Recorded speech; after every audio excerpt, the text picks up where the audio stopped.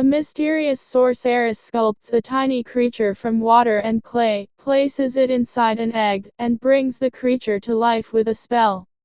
She deposits the egg in the basin of a scrying fount, directing it magically through an underwater route into the river that supplies Camelot with water. The egg surfaces inside a vault beneath the castle, and hatches. Gaius and Merlin tend to a man who has died from an unknown pathogen, covering the corpse with a sheet, so as not to alarm the townspeople. Gwen gives her father his lunch, noting that his sandwich is more smoke than pigeon. Gwen runs into Merlin and Gaius as they transport the dead man's body. She asks what they are moving. Merlin distracts her by asking about the bouquet of flowers she carries. She gives him a purple one and he places it in his scarf. The flowers are for Morgana though. Gwen got them to cheer Morgana up. Morgana thanks her, but says that Gwen cheers her up. Morgana and Gwen are such good friends.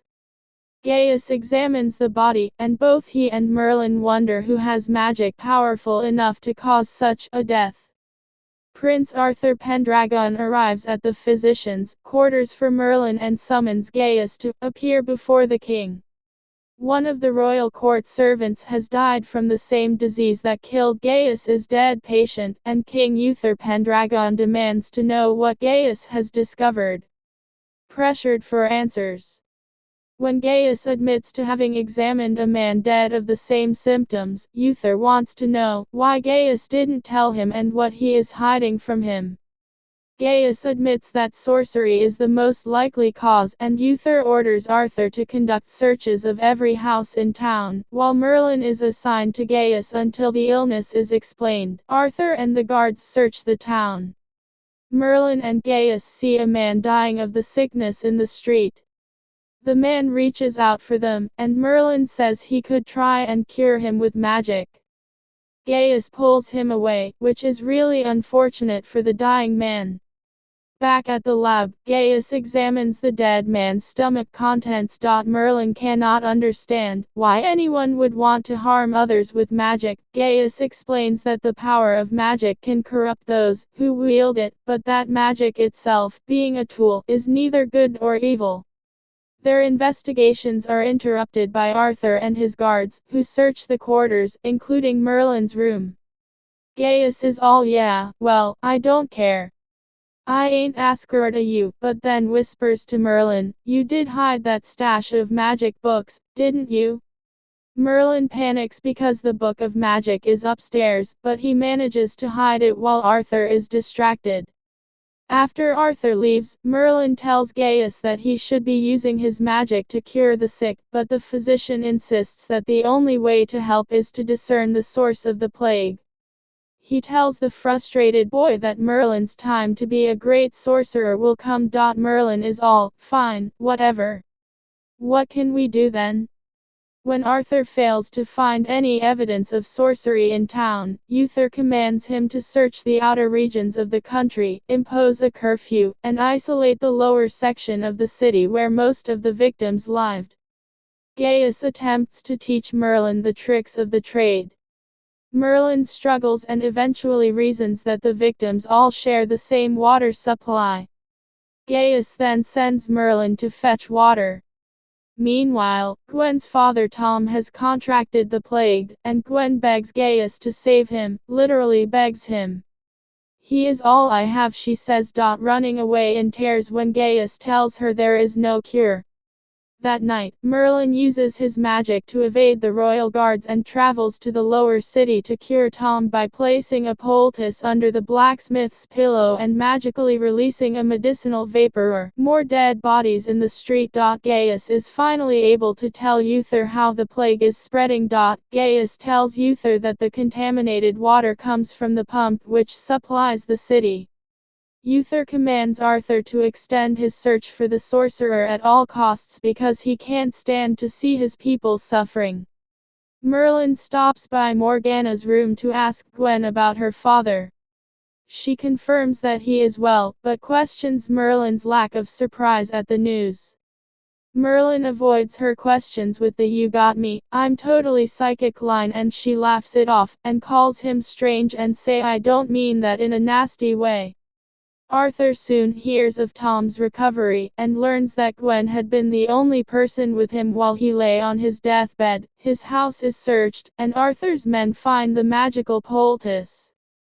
Gwen is in Morgana's chambers, just a humming and a happy, when Arthur bursts in, and has her arrested for practicing enchantments to save a loved one. As Gwen is escorted from the room, Morgana comes in and asks Arthur what the hell he's doing. Arthur is all, "Hey, it's all in the evidence." She sees Merlin and begs for his help as well. Merlin is dumbstruck though, and Gaius takes him back to the house for a talking to. Yeah, Gaius knows immediately that Merlin went against his wishes and cured Gwen's father. And now, he says to Merlin, thanks to you, they think Gwen is a sorcerer. Arthur delivers her to the king, who promptly blames Gwen for the illness and orders her to lift the curse. Having no magical ability, she insists that she can't. But Uther accuses her of lying and sentences her to death. Arthur and Morgana argue for her innocence, claiming that, even if Gwen used sorcery to heal her father, she has no evil intention in her nature. Morgana flubs her own argument when she challenges Uther, calling him an idle king. Uther is incensed. Arthur speaks up in Gwen's defense, saying that even if she did use magic, she did it to save her father. But Uther ain't on that mess. Uther ignores them. Because of his own past tragic experiences with magic, he cannot take a chance on Gwen. Merlin feels guilty. Gaius gently chastises him about the responsibility. Merlin says he must see Gwen. He sees Morgana sobbing on her way from the dungeons.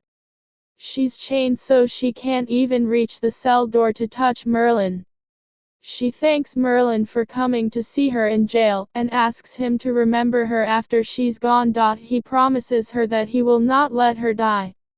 But Gwen seems resigned to her fate. Merlin then interrupts the king's council and confesses to using sorcery to cure Tom. Gaius asks him if he's lost it. Arthur says he has a grave mental disease.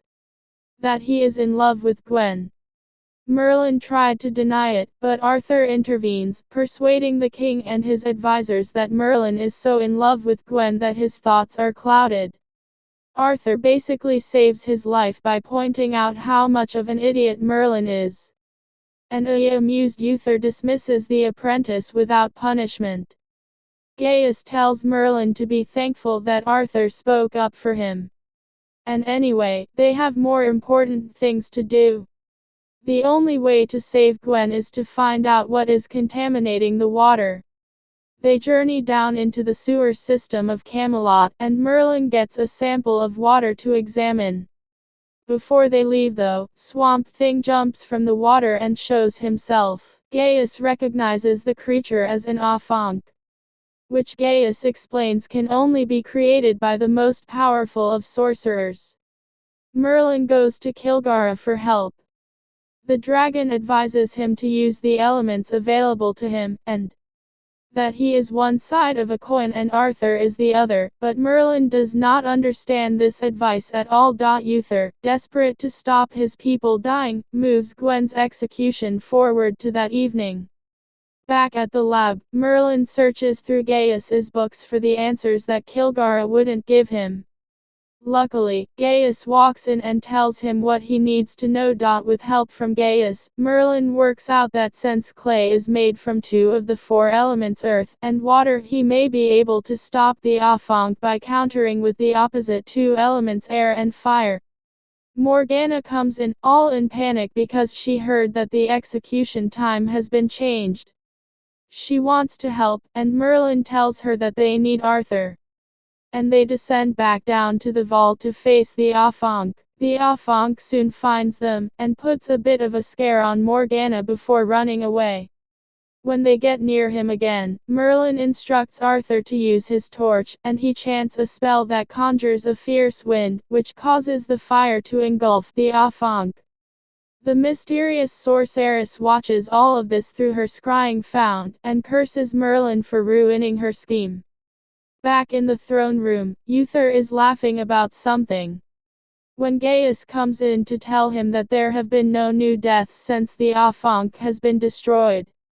Then Gaius delivers to Uther the shards of the egg from which the Afanc hatched, showing him that they bear the Mark of Nimueh.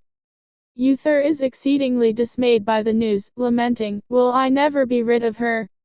Uther is pissed and orders everybody to leave. Gwen is released from prison and her father is first to hug her. Morgana and Merlin are there as well, and after Gwen thanks them, Morgana is quick to say, "No, no, don't thank me. It was all Merlin. Thank him." Merlin is at a loss for words. And Morgana tells Merlin that she knows his secret, which is safe with her. Merlin is initially relieved that he can confide his magical abilities in someone other than Gaius, but looks crestfallen when he realizes that Morgana merely believes that Merlin harbors a secret affection for Gwen, who she calls a very lucky woman. Back at home, Gaius is worried that Nimueh may know that Merlin has magic. Merlin is like, "Doubt it. Nobody else appreciates me."